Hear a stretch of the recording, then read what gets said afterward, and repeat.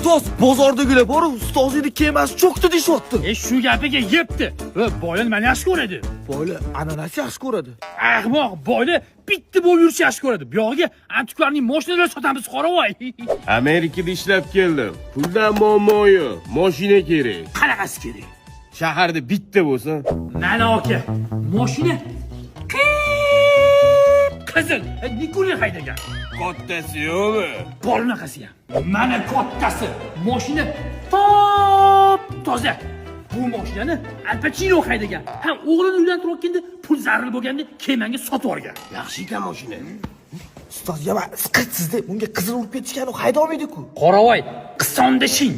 Nima degani? Qisib tur degani. Narx qancha ekan buni? Sizga 30 mingga berib olaman. 30 ming pulim bor-u, sal qimmatli qilyapti. Ya, aka. Don Corleonening bir gapi bor.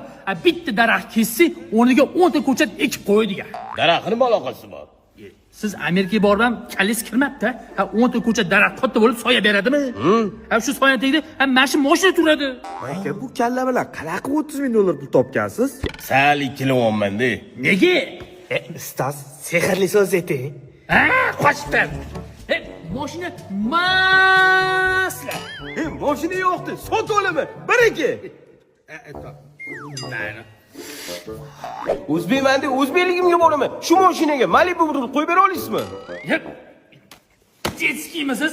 Shundoq mashinaga ham Malibu rul qo'yadimi? Tushmaydi u.